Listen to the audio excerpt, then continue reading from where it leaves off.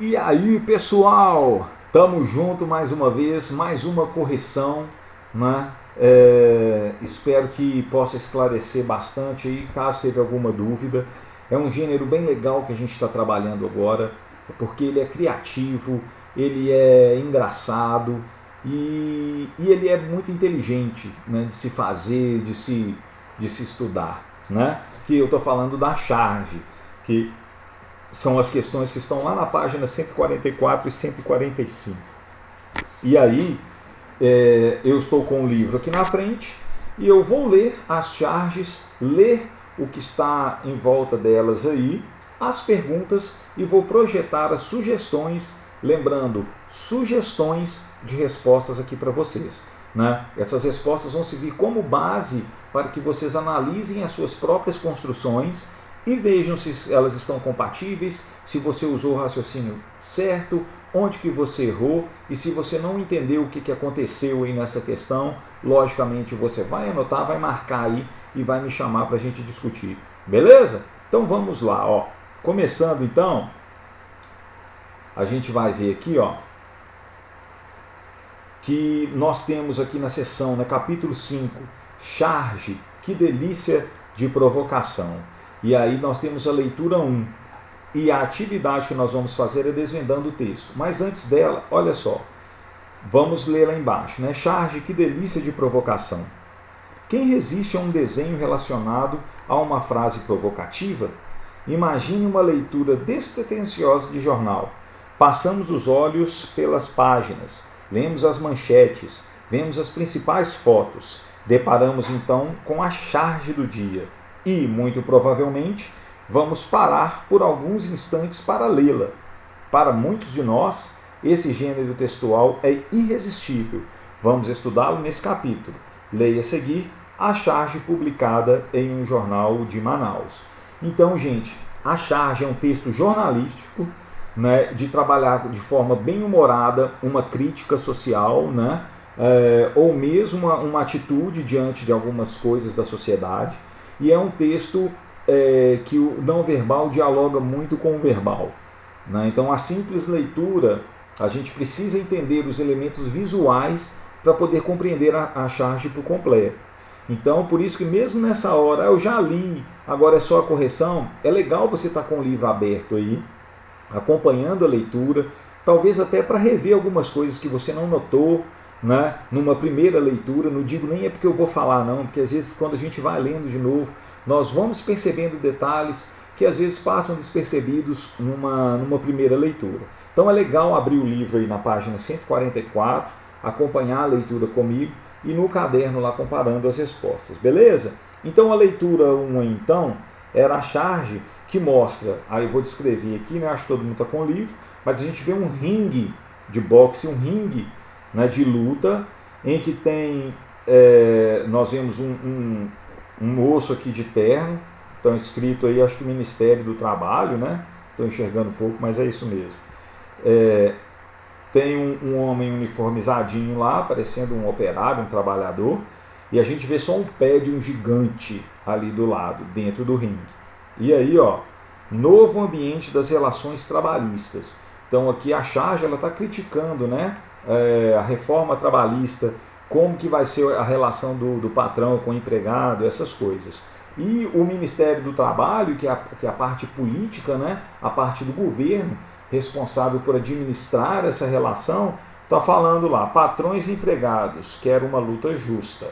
Então, na visão dos políticos, né, essa relação trabalhista em que eles estão criando, né, um novo sistema de previdência, umas novas relações, lembrando que isso aqui até era antes da pandemia, né, na visão do governo aí, o que está acontecendo é uma coisa bem justa, o que a gente tem certeza que não é pela visão do chargista, beleza? Então vamos lá, a questão número 1. Número 1, observe os elementos que compõem a imagem.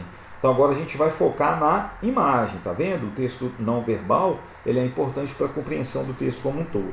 Então letra A, que espaço está sendo representado?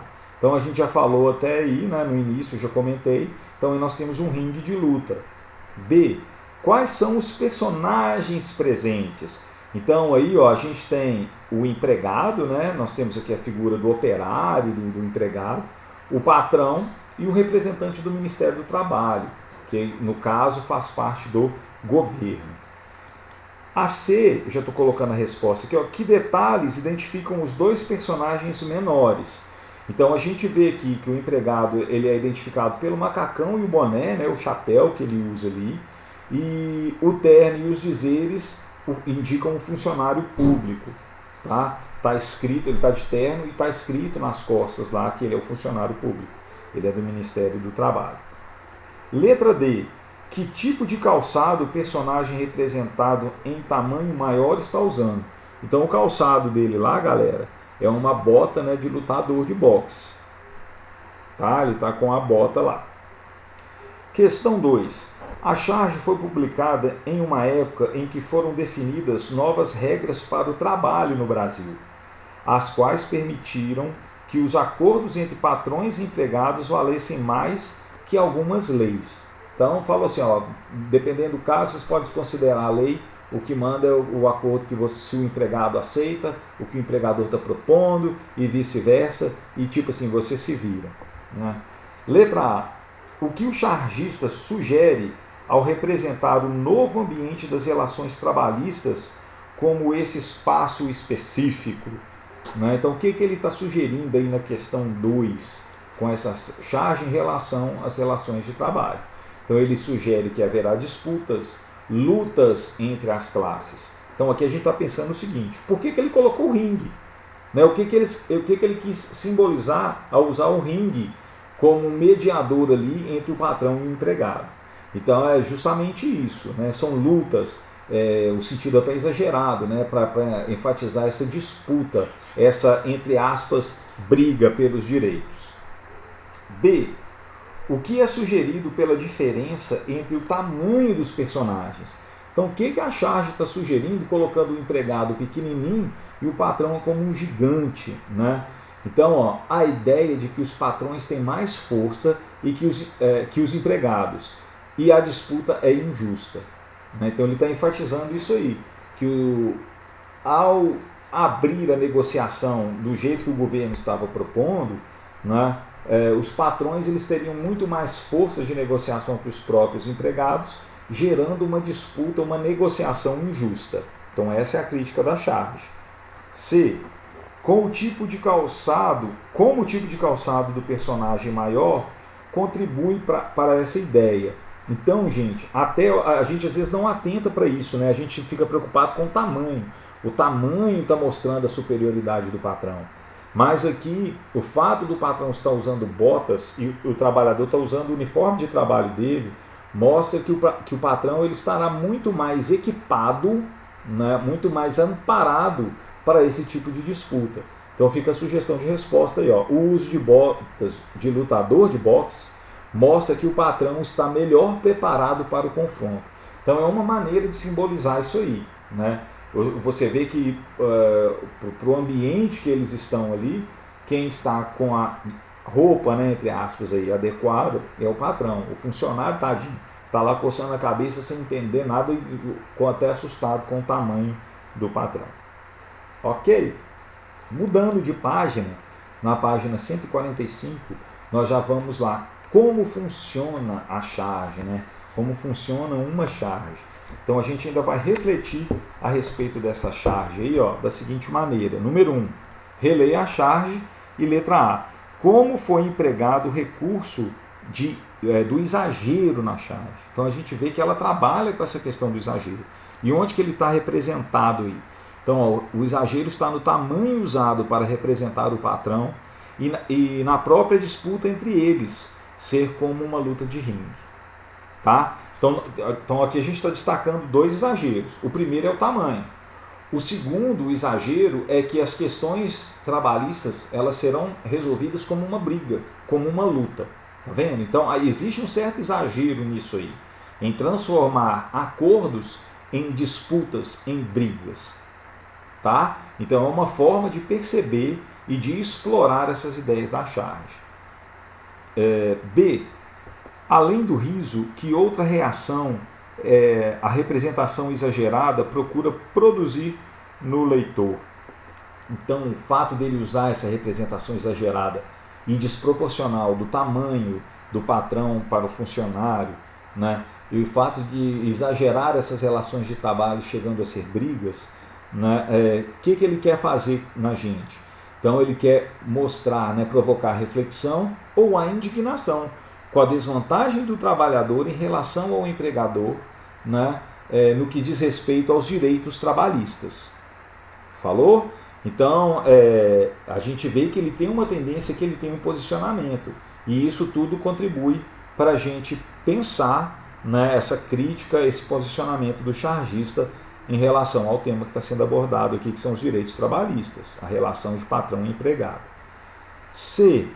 Quais são as funções da linguagem verbal na charge? Então, a fala, nós temos a imagem lá caracterizando isso tudo. A fala, né, a escrita foi usada para quê aí na charge? Então a gente vê, associar a questão retratada ao contexto político, identificar um dos personagens e explicitar o posicionamento deste. Então a gente vê aqui, que ao escrever, ao falar, né, eles estão contextualizando aqui o próprio do lado da charge aqui mostrando, né, existe uma contextualização de que se trata isso aí. Né, é um contexto político em que se tratava das questões dos direitos trabalhistas. E outra função também é identificar um dos personagens. Né, o Ministério Público, que o Ministério do Trabalho, ele está sendo identificado por meio da linguagem verbal. Né, escreveu-se nas costas do personagem lá, para ficar bem nítido isso aí. Então, a linguagem verbal ela tem essa função no texto. Questão 2. Reflita sobre o tema abordado na charge. É correto afirmar que o chargista revela sua opinião? Justifique sua resposta. Bem, já acabei adiantando aqui também, né? Sim, o chargista, ele reflete, ele mostra a opinião dele, né? Ele é crítico em relação às mudanças de que trata, uma vez que representa as novas relações trabalhistas como uma luta entre forças desiguais. Tá? Então ele assume uma posição de crítica, né, das mudanças que ele está tratando ali na charge, do assunto que ele está falando, né? E ele mostra essa opinião falando que as forças de negociação elas são desiguais, né? Então no tamanho aí que a gente vê na representação da charge. Tá? A questão 6, a questão 3, ela fala assim, a charge costuma circular principalmente em jornais impressos e online. Letra A. O que torna as charges semelhantes às notícias, que também circulam em jornais. Então a gente pode pensar na semelhança delas aí, porque assim como as notícias, elas se referem a fatos recentes e de interesse social. A charge ela trabalha, ela tem essas temáticas políticas, econômicas, né, que dizem respeito à sociedade de maneira geral. E como elas trabalham esses fatos recentes, a gente diz que isso aí chega perto da notícia. Mas olha aqui, B, o que torna o conteúdo da charge diferente do exposto nas notícias? E aí a gente vê, diferentemente das notícias, as charges revelam uma crítica e um posicionamento particular. Então a notícia, ela tem a tendência, né, ela tenta ser imparcial, ela tenta retratar um fato da maneira como ele aconteceu, sem que o repórter manifeste alguma tendência, alguma opinião. A charge não, ela pega um acontecimento lá e desce a lenha, critica ou elogia, né? Mas ela sempre carrega a opinião de quem está, do veículo de comunicação ou do chargista, da pessoa que fez a charge. C. Leia alguns títulos de artigos de opinião que foram publicados na mesma época em que a charge circulou, né? Então aí nós temos 3 títulos de notícias. Embaixo, assim, qual dos títulos expressa um posicionamento semelhante ao da charge, e responda analisando os 3 títulos.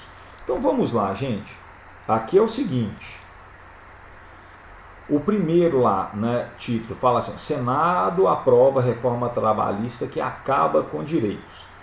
Então aqui, nesse caso aí, Esse título ele é semelhante à charge, porque ele prevê dificuldades para os trabalhadores ao falar, né, do que tirou, que acabou com os direitos. Então esse aí se assemelha. Olha os outros. Reforma trabalhista, um passo necessário.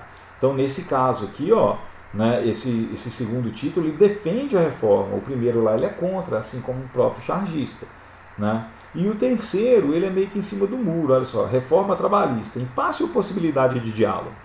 Então, só pelo título a gente ainda nem sabe, né, como que essa notícia vai tratar esse tema. Então, esse também não cabe com a questão da charge, porque ele indica uma possibilidade de diálogo entre patrões e empregados. E na charge fala que esse diálogo vai ser muito, muito desigual, vai ser uma luta, né? Então, foge um pouquinho do que disse aí. E a D, ó, considerando a charge e os títulos, o que você pode concluir sobre o funcionamento da imprensa no Brasil? Qual é a importância disso?